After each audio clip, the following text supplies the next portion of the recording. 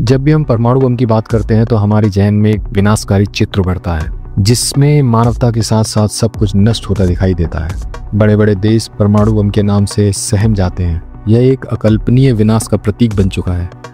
युद्ध में परमाणु बम का उपयोग करने की धमकियां परमाणु संपन्न देश अक्सर देते आए हैं, लेकिन द्वितीय विश्व युद्ध में हिरोशिमा और नागासाकी पर गिराए गए परमाणु बम के विनाश को देख आज तक दोबारा किसी देश ने इसका इस्तेमाल नहीं किया। आज की इस वीडियो में हम बात करेंगे परमाणु बम के ऊपर।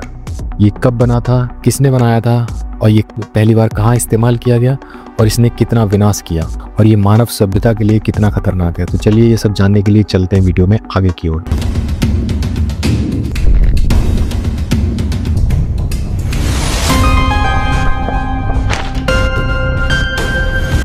परमाणु बम में ऊर्जा का स्रोत यूरेनियम 235 या प्लूटोनियम 239 का नाभिकीय विखंडन है, जो एक अनियंत्रित अभिक्रिया की श्रृंखला के माध्यम से होता है, जिसे चेन रिएक्शन भी कहते हैं। परमाणु बम में यूरेनियम 235 या प्लूटोनियम 239 का उपयोग ईंधन के रूप में किया जाता है। ये धातुएं परमाणु विखंडन के लिए जरूरी हैं। ये धातुएं पृथ्वी पर निश्चित मात्रा में हैं। इनको महंगी धातुओं में गिना जाता है। कई रासायनिक प्रक्रियाओं के बाद यूरेनियम को परमाणु बम में नाभिकीय विखंडन के लिए तैयार किया जाता है। इसमें विस्फोट करने के लिए एक न्यूट्रॉन को यूरेनियम के नाभिक से टकराया जाता है।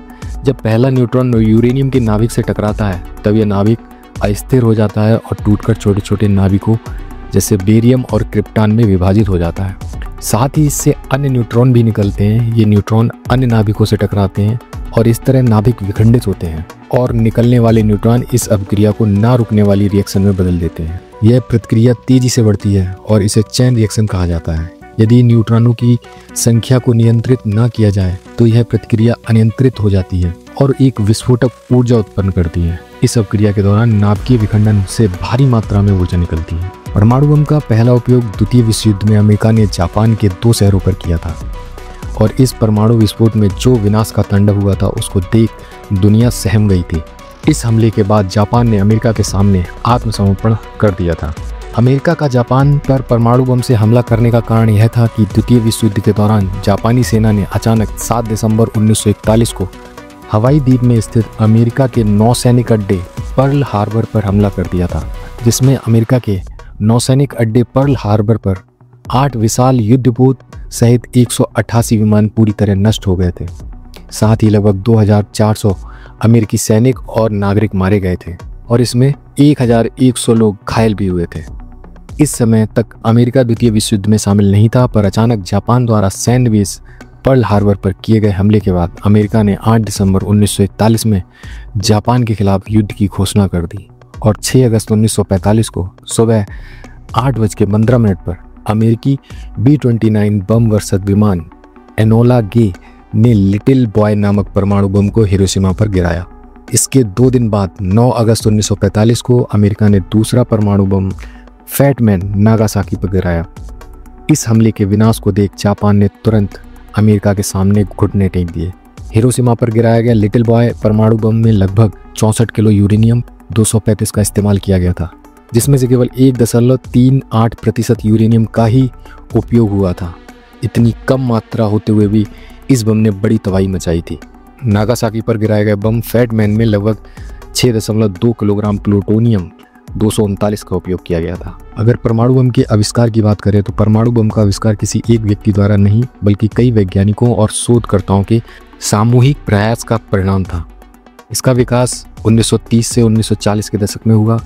इसको अमेरिका द्वारा मैनहट्टन प्रोजेक्ट के तहत पूरा किया गया। परमाणु बम का जनक जूलियस रॉबर्ट ओपेनहाइमर को माना जाता है। इसके साथ इटली के वैज्ञानिक एनरिको फर्मी और हंगरी के वैज्ञानिक लियो सिजलार्ड ने भी अपना योगदान परमाणु बम बनाने में दिया। यह अमेरिका की एक गुप्त सैन्य परियोजना थी जिसका उद्देश्य परमाणु ऊर्जा का उपयोग करके एक अत्यंत विनाशकारी हथियार बनाना था और अमेरिका की ये योजना तय समय पर पूरी हुई और इस परमाणु बम ने वैज्ञानिकों की कल्पना से परे परिणाम दिया। परमाणु बम से होने वाले विनाश की बात करें तो हिरोशिमा और नागासाकी पर गिराए गए परमाणु बमों से हुए विनाश को इतिहास की सबसे भयानक घटनाओं में गिना जाता है। अमेरिका ने पहला परमाणु बम लिटिल बॉय हिरोशिमा पर गिराया था। इस बम को जमीन से 600 फीट ऊपर ही ब्लास्ट किया गया था, जिससे बम अधिक से अधिक विनाश कर सके। इस बम की शक्ति 15 किलो टन TNT के बराबर थी। इससे निकलने वाला तापमान 4000 डिग्री सेंटीग्रेड था, जिसकी सीमा में आने वाला हर व्यक्ति सीधे वाष्प में बदल गया था। इसके फटने पर लगभग 70,000 से 80,000 लोग तुरंत मारे गए और लगभग 70,000 लोग गंभीर रूप से घायल हुए। इस बम के विस्फोट से 1.5 किलोमीटर तक सब कुछ तबाह हो गया था। विस्फोट के समय परमाणु बम से बनने वाले मशरूम क्लाउड की ऊंचाई 40,000 फीट यानी 12 किलोमीटर थी, जिसको दूर से देखा जा सकता था। विस्फोट के बाद इससे निकलने वाले खतरनाक रेडिएशन ने लोगों की जान लेना शुरू कर दी। परमाणु बम फटने के बाद बम से निकलने वाली रेडियो एक्टिव किरणें जैसे अल्फा किरणें, बीटा किरणें, न्यूट्रॉन किरणें और एक्स किरणें, इन सभी ने जिंदा बचे लोगों पर जानलेवा वार किया। इस खतरनाक रेडिएशन से इंसान के भीतरी अंगों में रक्त का स्राव होने लगा। परमाणु रेडिएशन मानव के डीएनए को क्षतिग्रस्त कर देता है और इसके कारण भविष्य में पैदा होने वाले बच्चे अपंग पैदा होते हैं। जापान के हिरोशिमा और नागासाकी में आज भी कुछ बच्चे अपंग पैदा होते हैं। आज हमारी पृथ्वी पर कई ऐसे देश हैं जिनके पास बहुत से परमाणु हथियार हैं।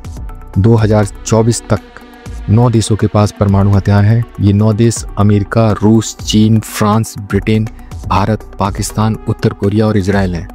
इन देशों के पास कुल मिलाकर लगभग 12,121 परमाणु हथियार हैं। इन परमाणु हथियारों में से कुछ हथियार ही पृथ्वी से जीवन का नामो निशान मिटा सकते हैं। यदि परमाणु संपन्न देश युद्ध में परमाणु बम का धोखे से भी इस्तेमाल करते हैं तो पृथ्वी का जीवन चक्र पूरी तरह बदल जाएगा। करोड़ों लोग तुरंत मारे जाएंगे और जो बचेंगे वे रेडिएशन से तिल तिल कर मरेंगे। आसमान इन बमों की राख से ढक जाएगा और हम सूर्य को देख नहीं पाएंगे। चारों ओर अंधेरा हो जाएगा। इसके बाद पृथ्वी पर ठंड बढ़ने लगेगी और धीरे धीरे पूरी पृथ्वी बर्फ में जम जाएगी। पृथ्वी पर शीत युग की शुरुआत हो जाएगी।